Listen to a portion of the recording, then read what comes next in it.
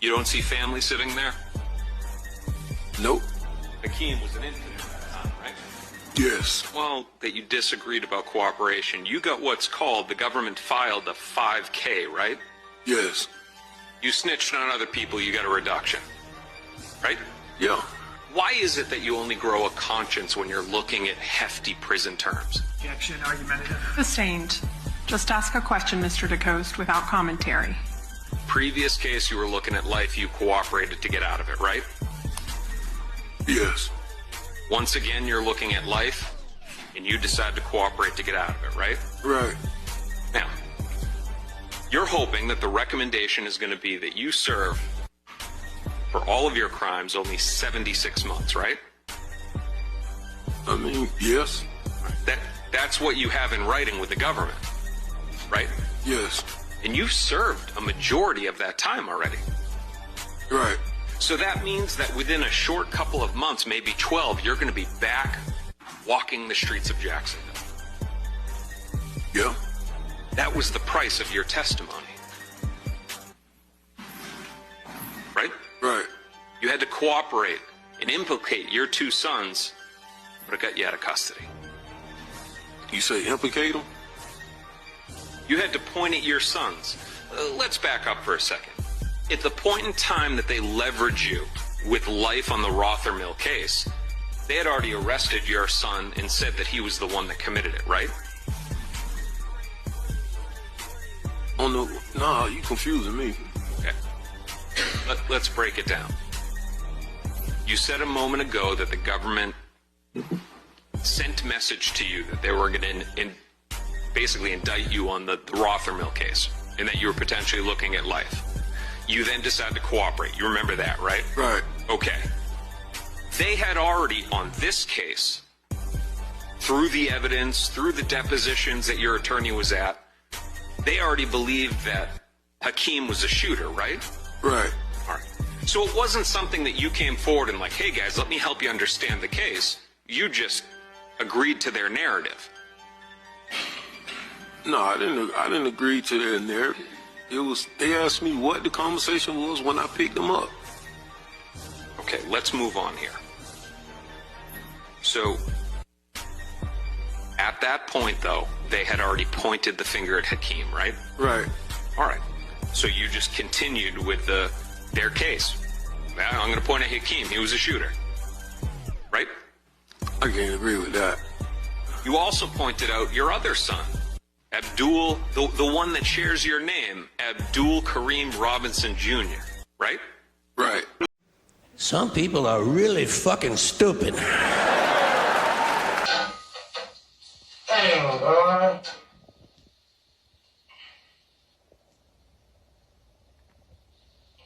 Man, what the fuck?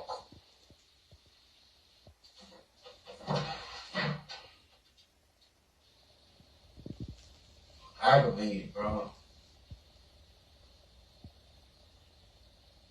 Aggravated, dog. There's no way in the world. It's no way. No way in the world. It's no way in the world. Fuck no. There's no way in the world, dog. There's no way in the world, dog. There's no way in the world, but I can't. They gonna do what they wanna do. There's no way in the world, dog. There's no way in the world. I tell you, boy.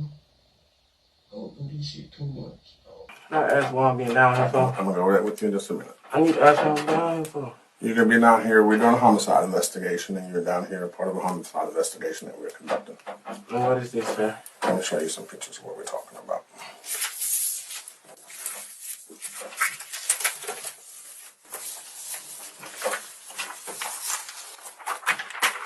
You know what that is? No, sir. You don't know what that is? Debbie ring a bell to you? I want to speak with my lawyer. You want to speak with your lawyer? Yes. Okay. All right.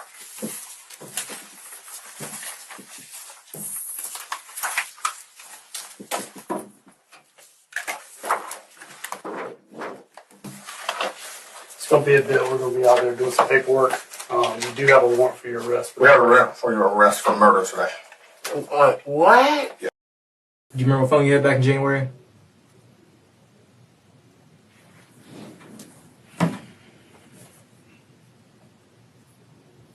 All right. I'll put it to you this way. You keep going down this route when I'm just trying to give you your time to explain your side. You're gonna end up doing some time for somebody else when it was kind of clear that you might be the least involved in all of this, but still you were there. So, like I said, this is your time to tell me your side of things. So I need my lawyer. All right, you want a lawyer? That's fine. Before I walk out of the room, I do have to tell you, you're being arrested for murder. We talked to Blue and Ksoo yesterday, and they're next door, so. Hey, bro, come on now, dog. Come on, man. Who would do 30 years over your child? If they convict me, yes. If we don't talk, they what? What the fuck? Make them do their job. If we fucked up, we fucked up. God gonna make us pay for our sins. You make these people do their fucking job. You don't bend over and get fucked by these people. You make these people do their job.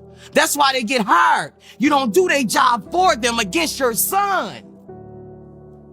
It doesn't go like that. I don't give a damn. They're laughing at you over beer and shots right now. We're making that motherfucker turn on his own seed. He's turning on his own boy. Then they're gonna kill his ass when he go back there and we let him out. You know what we're gonna do? We're gonna make him testify and let his ass out after and give him credit for time served and let Ksoo boy smoke his ass. 2 birds and 1 stone. 2 birds and 1 stone, both of you First time in all the I years. done got you to kill your son and let you out for his son's niggas to kill you. Now we're gonna try them for murder. 3 strikes y'all. That's what the games they play against us. Cause as dads, we gotta understand, it's about them kids. Yeah. And once you're 40, 50, 60 years, nigga, you done live your life. You done live your life. Try to save them and your grandkids, nigga. You gotta think about you done live 50 years. What the fuck you gonna do in the next 15? Would you rather live the next 15 hated by everybody or loved and coming being seen in prison by your whole family? You gotta think of his choices you gotta make. And he told a bitch choice. Fuck my grandkids, fuck my son, fuck everybody. We don't give a fuck! Jesus! We don't give a fuck! These 2 men are currently on trial for taking the life of this 23-year-old man, and I have received so many DMs and comments asking me to cover this.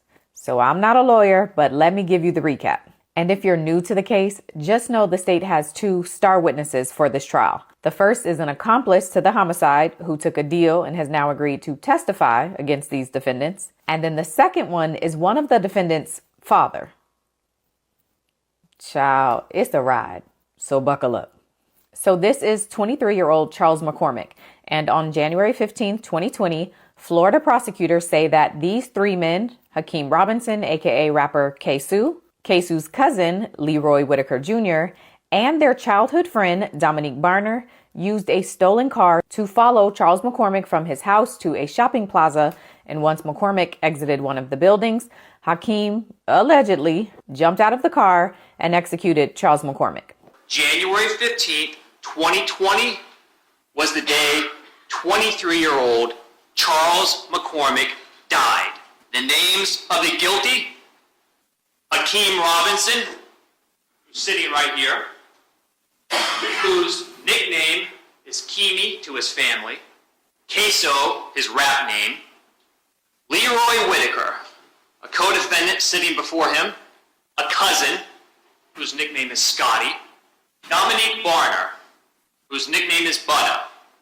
And the reason why this happened, according to prosecutors, is because of a rivalry between 2 groups, a diss song, and an incident that happened exactly 1 year before, where Ksoo's stepbrother, Ksoo's real brother, Ksoo's father, and a few others were all in a car targeted by some gunfire. And as a result of that gunfire, Ksoo's stepbrother ended up losing his life. Why the crime took place, the significance of the day, you have to know what happened exactly 1 year prior, on January 15th, 2019. Willie Addison, whose rap name is Boss Goon, was in a vehicle with family when shots rang out. Willie Addison was struck and ultimately died as a result of his injuries. But he wasn't the only one in the vehicle. Also inside the vehicle, Abdul Robinson Sr., Hakeem's father, because you see Willie Addison, Abdul Robinson Sr.'s stepson. Also in that vehicle, Abdul Robinson Jr., Hakeem's other brother, was struck in the head. He survived, but he suffered lasting effects, and while it is true that neither Hakeem Robinson, Leroy Whitaker, or Dominic Barner were in the car when those shots rang out on January 15, 2019, it doesn't matter, because it was still their family in that car. Charles McCormick in 2019 put out a song, and that song referenced the shooting of Willie Addison. Now, I want to be very, very clear. Charles McCormick was not involved in the shooting of Willie Addison or anyone else in that vehicle. Charles McCormick's sin was that he was affiliated with people who are part of another local rap group, 6 Block. And 6 Block and ATK are rivals. They don't like each other. They hate each other. So now back to January 15, 2020. According to prosecutors, after Ksoo took the life of Charles McCormick, he jumped in the front passenger seat of the stolen car that Dominic Barner was driving. Leroy Whitaker was in the back seat, allegedly. And then they raced through the parking lot and drove away. A cop that was in the parking lot saw the car racing through the parking lot and started chasing it, but he couldn't keep up. The car eventually hit a tree and the 3 men got out and ran. Prosecutors say that Hakeem Robinson went one way while Leroy Whitaker and Dominic Barner went another way. The 2 of them ended up breaking into a lady's home and holding her there until they got a ride from Hakeem's father, Abdul Robinson Sr., who's been charged with accessory after the fact, and he's accepted a plea deal. Dominic Barner and Leroy Whitaker made their way to the backyard of a home that 57-year-old Barbara Buckley lived in. They go into her porch, her patio, and through her rear sliding glass door, Leroy Whitaker and Dominic Barner decide they're going in. And she tells them, "Get out." She walks to her front door, telling Dominic Barner, telling Leroy Whitaker to get out. She opens that door, and she begins to yell for help. So, Dominic Barner and then Leroy Whitaker, who assists him, physically grab Barbara Buckley and pull her inside her own home. And then after they've been there for about an hour, a red-orange Dodge Challenger driven by Abdul Robinson Sr., blue, his father, shows up. And eventually, Leroy Whitaker and Dominic Barner go outside. She calls 911, but then she also sees an officer down the road. Guys, down the road, there crashed Nissan Altima, the murder car. Barbara Buckley, the woman from the house, tells police what happened to her, and since Dominic Barner had a very distinct tattoo on his arm, she was able to tell police about that tattoo, and he gets identified very quickly. She's able to give a very good general description, clothing description. She also got a very good look at the arms of Dominic Barner because he had some distinct tattoos on his forearms. She provides that description to the police. And so, based on her descriptions that day, Dominic Barner is identified as a potential suspect.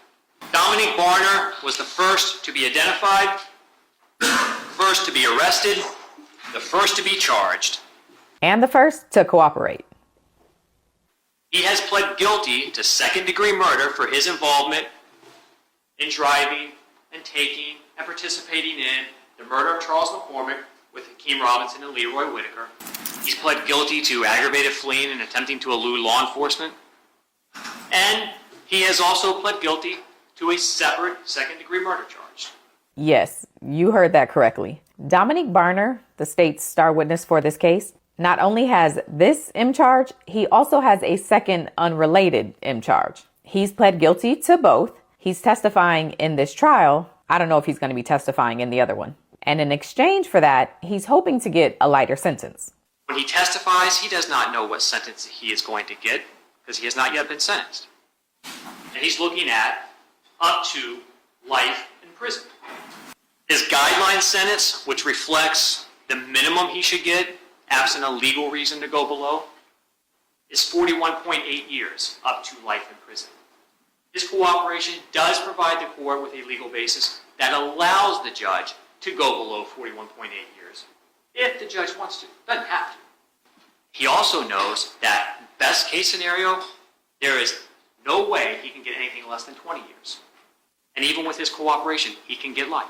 So based on his cooperation, prosecutors are recommending that he get sentenced to 20 years, but he could be sentenced up to life in prison without parole. It's ultimately up to the judge. And yes, the judge overseeing this case is the same judge that will be sentencing him. Now moving over to the defense, there are again 2 defendants in this trial, Hakeem Robinson and Leroy Whitaker Jr., and there are also 2 juries, 1 for each defendant. Hakeem Robinson's jury, you are going to step in for a bio break, but you're going to remain in there while Leroy Whitaker's jury will hear from Ms. Schlax and Mr. Whitaker's opening. And then when that is concluded, you will be excused, and then you will return out, Hakeem Robinson's jury, to hear the opening statement by Mr. Robinson's counsel. So I wanted to explain that. But for now, both sides may step into the jury room to use the facilities. In the opening statement for Leroy Whitaker Jr., his attorney basically says that Leroy had nothing to do with this, and the state's 2 star witnesses, Dominique Barner and Hakeem's father, Abdul Robinson Sr., are both cooperating because they're involved in this crime and they're trying to help themselves. Leroy Whitaker did not pull that trigger. Leroy Whitaker had nothing to do with the death of Charles McCormick. In the notebooks that were provided to you, a little topic I suggest to you: evidence of Leroy Whitaker's participation in this murder. And ladies and gentlemen, there's going to be one thing and only one thing at the very end of all the testimony, everything that you're going to be presented. It's going to be one name only: Dominique Barner. That's it. That is it. The state star witness, of which their house of cards in their allegations against Mr. Whitaker will collapse. Dominique Barner will waltz into this courtroom and he will try to fill the blatant holes in the state's case. But then you're going to hear, as the murders pile up, see, there's this pesky second murder that you'll hear Dominique Barner has admitted to premeditating, has admitted to pleading to that charge of a whole separate case where a truly innocent bystander gets killed. Because unfortunately, Dominique Barner misses who he was really gunning for. Interestingly enough, you will ultimately hear Abdul Robinson Sr., also part of that murder, also pled to that separate murder. But as those charges started piling up, Dominique Barner realized, I need to do what I do. I'll cooperate. See, by the time that Leroy Whitaker and Dominique Barner started spending any time together, Dominique Barner had already gotten his first cooperation against somebody completely different out of the way. Abdul Robinson Sr., same thing. Abdul Robinson Sr. has been cooperating since before Leroy Whitaker was born. Next up was openings for Hakeem Robinson, aka Ksoo. And because he is charged with being the trigger man, and because there's video surveillance of the crime, did I mention that part? The video doesn't show faces of the individuals, but it does show the build of their bodies. And since Ksoo is 6 feet tall, with some meat on his bones, his attorney focuses on how inconsistent the eyewitnesses have described the build of the trigger man and how they say the video doesn't appear to match Ksoo's build. In order to try and prove their case, they're going to ask you to do something that I've never seen before. They're going to ask you to not believe your eyes. Who is the shooter? Members of the jury, that is the shooter. That is a still shot from the video that you will get. You will be presented with this during the course of this trial. And what these prosecutors are going to ask you to do is to find that Hakeem Robinson, who's clearly well above 6 feet tall and a heavy set person, and was like that 5 years ago, is that person. They are going to ask you to ignore the descriptions given by each and every person that saw the shooter live. These witnesses, each and every one of them, are going to give you a description somewhere between 5'5" and 5'11". The other description they're going to give you, each of these witnesses that saw this person: slim, slender, thinner. They are now going to present you one piece of reliable, direct evidence that definitively proves that Hakeem Robinson is a shooter. It's just going to be based on the lies of the people who actually committed this murder. This, members of the jury, is Hakeem Robinson. Stand up, Hakeem. He is a young, aspiring, talented musician who 5 years ago was wrenched from his family, his life, and his promising career. All because the government refused to look at literally what is right in front of them. And this is why I've asked Hakeem Robinson to stand up in front of you right now, members of the jury. Because you may not have taken too much notice over the past 3 days. Each and every time you walked into the courtroom and you left and we stood up, you didn't realize at that time how important it was to take a look at how tall Hakeem Robinson is and how big he is. But it is going to be the focal point of this trial. Then she, like Leroy Whitaker's attorney, focuses on Dominique Barner and Hakeem's father, Abdul Robinson Sr. Dominique Barner is the one who was checking his Instagram account to see if he was in town that day. Dominique Barner is the one who pulled up his address on the court clerk's website to find out where he lived. He is the one that then tried to track him down and kill him that morning. You will hear that the reason Dominique Barner decided that he wanted to have Charles McCormick killed was all because of a song that he didn't like the lyrics to. The whole story that Mr. Cooper failed to mention to you, members of the jury, is that Mr. Barner will just tell you, I just didn't like that he was singing something he didn't know about. That's the reason why Charles McCormick is dead. And this man, members of the jury, Dominique Barner, the man who planned and orchestrated the murder of Charles McCormick, is going to be the government's star witness in this case. And Dominique Barner, not going to be the only one. Another witness that they are going to put on this witness stand and ask you to believe, a man by the name of... Well, and your cooperation, sir. Yeah. Right? So a pretty good deal you made for yourself. Yeah. You've also worked as a confidential informant for police, haven't you? Yep. And you're cooperating in this particular case because it will help you, right? Right.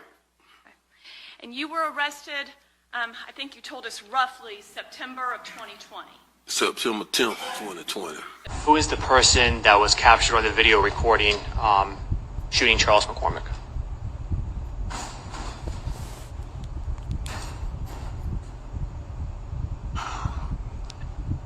My son. What's your son's name? Hakeem.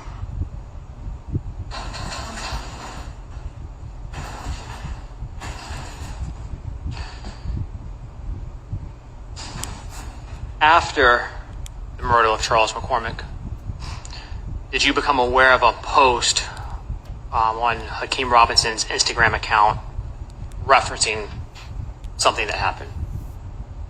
Yes. And was that posted from a nail salon? Yes.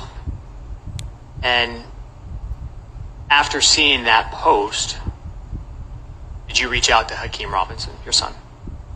Yes. And what did you want him to do? I want him to remove the post.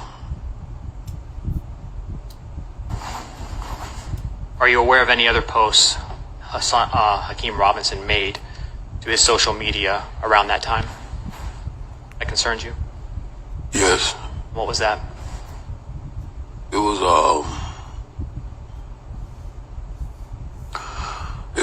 another photos of dude Lil Buck. What did you see? It was just the emojis on the bottom of it that said bye bye bye. Say it again. It was the emojis, the hand emojis saying bye bye.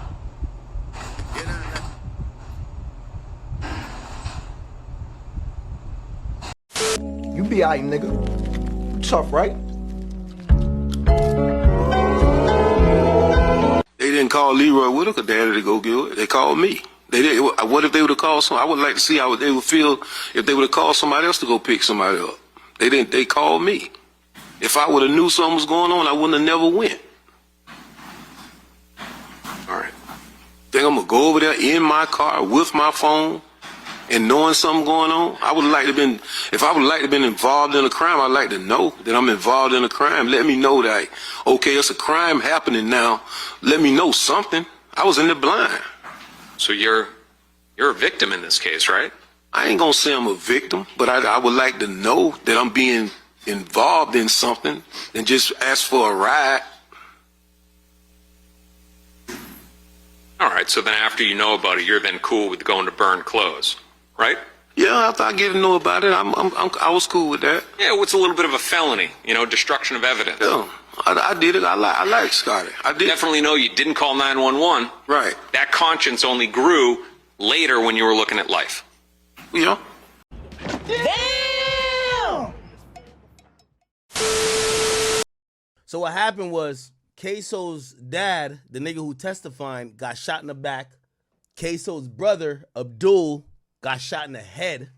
And the other person who was basically a stepchild from the girl that Ksoo's dad was dealing with got killed. They shot the whole car up. They tried to switch cheese niggas. Ksoo, he's just like that. He said, I bet. They said the whole family was tight. It's get back time. It's get back gang. They go to try to get back, and the person they murdered is a nigga named Charles McCormick. So this is where Ksoo went to slide 6 years ago. That's the nigga they clapped. Remember, Ksoo is sliding because they just killed his stepbrother basically, and they shot his brother and his dad, which this is the disgusting part about it all. Ksoo is sliding for his pops. His pops who testifying got shot in the back. Ksoo is like, oh, all right. Everybody gotta die. He's sliding for his brother, his pops, and his stepbrother. Niggas gotta get laid down. He go do the sliding. His dad seemingly was kind of with it because he tried to burn the clothes. But when the cops catch up, his dad said, I ain't do shit. That's who did it. That's my son. He did it. This is nasty work, chat. Listen to what happened. This is when Ksoo went to slide. Oh, I ain't even gonna cap with you. They're already breaking this nigga. And they ain't even bring no McDonald's, no Chick-fil-A. Nigga, they ain't even bring some Ruth Chris in the building. Ksoo, why'd you take this to trial? This boy's already telling there's no food on the table. He didn't even get a fountain soda. He didn't even get that strawberry lemonade. You heard what Gunner said? Give me some McDonald's. Give me some McDonald's. And we might be able to talk. Give me some McDonald's. When you come back, I might remember something. I might. Yes, ma'am. Yes, ma'am. Yes, ma'am. There's no food on the table. Chat, what we doing? Now let's call it what it is. Oh, look at this. You Like you said. Yo, you know what's so funny? This nigga, he probably got a raise after. He could tell he breaking him. He like looking around, he scratching his head. Yo, you could tell this must be his first crime. Like, he not even popping it like, man, I don't know what y'all niggas talking about, man. Listen, where my lawyer at? He not doing none of that. He's just on some like, wait, niggas wearing wires? Wait, what? I don't like how this prosecutor doing it, man. If you got a snitch up there, ask him to point. He got his fingers. Point at the nigga. Right there. Right there. Yeah, I like when my snitches point. You feel me? Even if they got a handcuff on.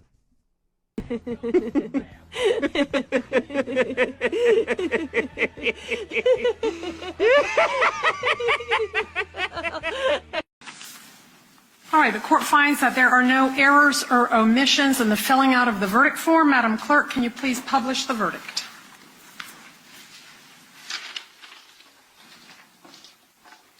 Circuit of the 4th Judicial Circuit in and for Duval County, Florida, case number 16, 2020, CF 3601B, Division CRE. State of Florida versus Hakeem Robinson, verdict as to count 1. We, the jury, found the defendant guilty of first-degree murder as charged in the indictment. So say we all, done, Jacksonville, Duval County, Florida, signed by the foreperson on July 31st, 2025. Does counsel for either the state or defense desire the jury to be polled? Yes, Your Honor. All right, Madam Clerk, if you can please poll each juror. Jury selection is underway for 2 of the 3 people charged for the 2020 murder of Charles McCormick, also known as Little Buck. McCormick was killed outside a shopping center in Arlington. And Action News Jax has been covering this case since the very beginning. Action News Jax Madison Foglio walks us through what we can expect going into this trial. We can expect a lot of evidence to be shown, 2 separate juries, and a lot of people to testify in this case, including potential family members of the defendants. Hakeem Robinson, better known as Ksoo, and Leroy Whitaker are being tried together with separate juries for the 2020 murder of Charles McCormick Jr., better known as Lil Buck.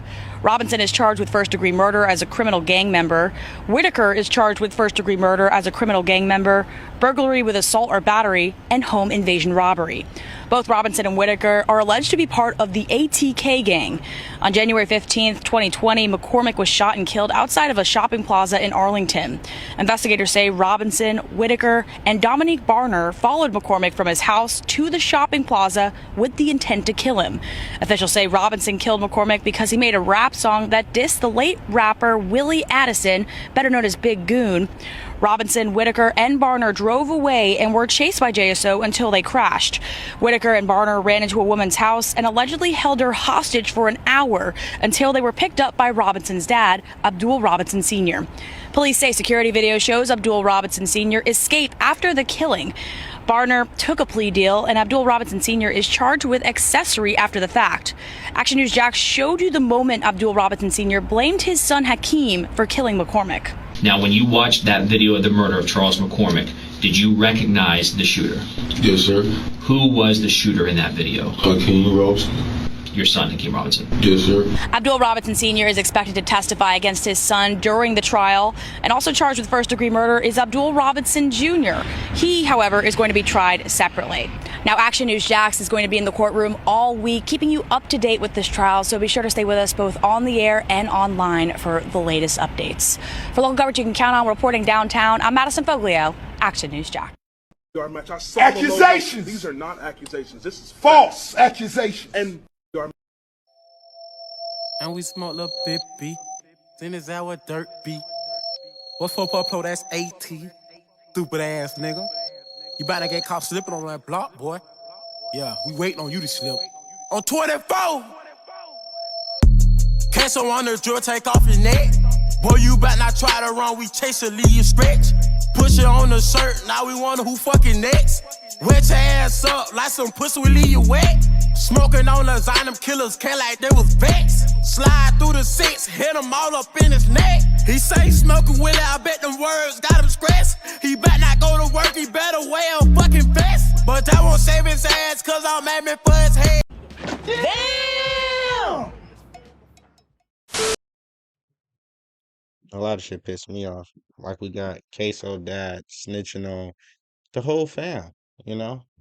It's crazy that we see these rappers go through their ups and then they deep fall down. We want to see these brothers doing better with themselves. We want to see these brothers actually eating and making it and reaching a plateau that they never thought they could accomplish. But now we seeing these brothers just keep on throwing their life away. This ain't nothing new. You know, the street violence and will cause you to easily throw away your life. You know what I'm saying? It's so hard to stay away from it because we got dudes in the street that is aggravators. You know what I'm saying? They'll pull up, ride through niggas' hoods. You know what I'm saying? Aggravating dudes. Oh, that's him right there. You know what I'm saying?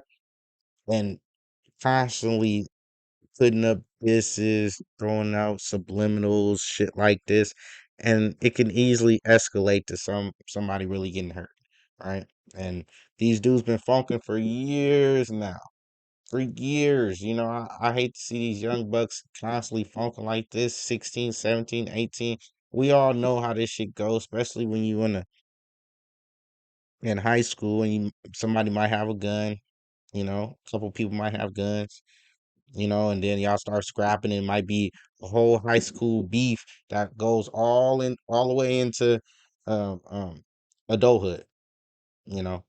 And most of the time, these dudes don't see how much destruction they're causing the whole community. They don't see what kind of destruction they're causing their family. And as you can see, brothers and sisters get hit.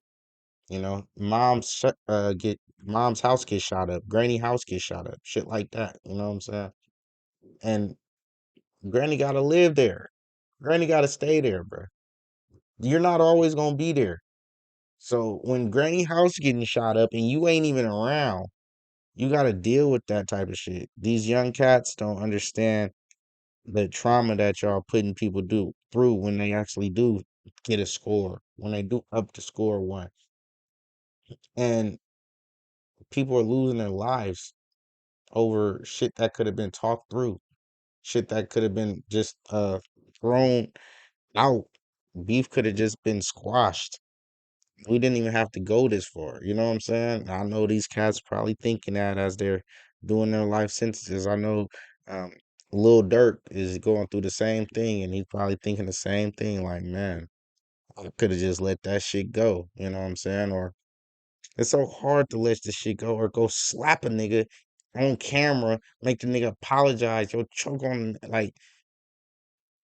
But life sentences, bruh. Just like, I mean, once you take out one of my people, it's eye for eye. We all know that.